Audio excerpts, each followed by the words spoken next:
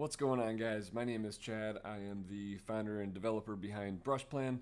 And continuing on with our demo here, I'm going to dig into an actual job. So yesterday we covered the jobs page here.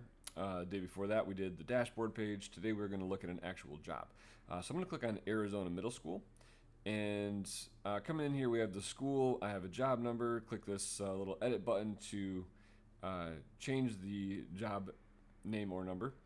I have a project budget here, and details on the project budget are right here in job costing. So I have the total value of the job, the original quote, which I can change by clicking on the pencil. Change orders, there are none here. So for example, if I was going to add one, be change order 1, or this might be extra 1, whatever it is. And then if I do, say, $5,000, put it in test, add it. So now I've got here the name, the amount, who created it, the date that I created it, and an option to delete it. If I go back here, $5,000 now is under change orders, and the total value of the job is increased to $91,000. It's combining the original quote plus the extra or the change order to give me the final amount. Cost to date here is coming from this information. We have our profit and the amount that has been paid to date and the amount that is unpaid. Coming over here to labor costs, this information is coming, we'll get to that later, but it's coming from the things to paint. Our paint cost, so let's say I can come in here and go, we have $1,000 worth of paint. Quantity is, 100 gallons, whatever it might be, test. It's kind of just tracking.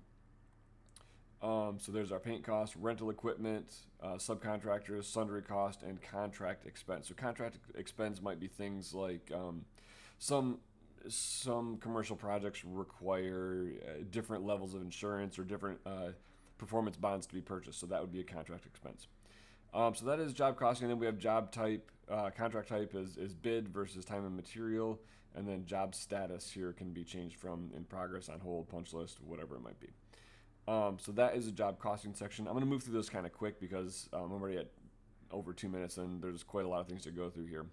All right, job info. We have start date, end date, who the supervisor is, personal protection equipment required, the address of the job.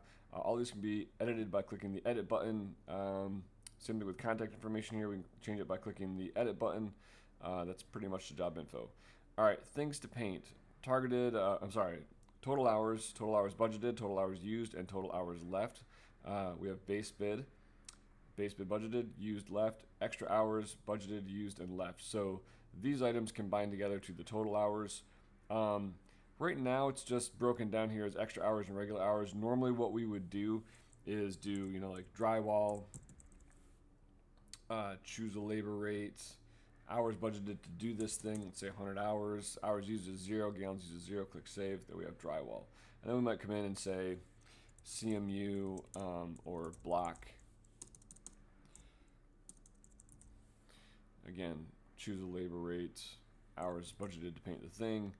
The reason I call it, a thing to paint is because substrate would be the term that we would typically use. However, substrate's a little confusing for some people, so I just went with thing to paint. I can always change it later, but you guys let me know. Anyway, and then if I click on this item, so CMU block that I just added, I have the hourly rate, the hours estimated, hours used, labor history. So if I say, hey, we've used 42 hours on this, click save. It was added by me on this date, so it's just a record of what's happening. And then I can see that my labor budget is at 42 out of 100 hours, or 42%. That's how that is working. So here for our extra, if I click on this, if I click on the item, the percentage bar, it goes straight into an option to add the hours used. So I don't have to click on the actual item and then click on this. It's just reducing the number of clicks. But here for extra hours, if I click in here, I've got 797979. So I'm adding the hours. Our labor budget is calculating the hourly rate times the hours used. So I'm sorry, our labor budget is the hourly rate times the hours estimated. The budget used is 8,000, so that's 147 times 60, and then the budget remaining, we're over by 7 hours here. So this is a negative 6.88, or we've lost $412 on this item. I'm at 5 minutes, so I think I'm going to stop here, and then I will pick up on this tomorrow, going over paint colors, painting equipment, sundries, rental equipment, subcontractors, and job updates. But that is kind of where we're at right now. Again, actively working on this, developing it. So if you have any questions, concerns, comments, feedback, I'd love to hear them. You can email me, chad@brushplan.com, or you can post a comment on the video. Yeah, right now, free trials. This is beta mode, so letting anybody who wants to test it for free. You can sign up for a beta plan, at brushplan.com. Yeah, hope you have a great day. Let's get the paint on those walls. Thanks.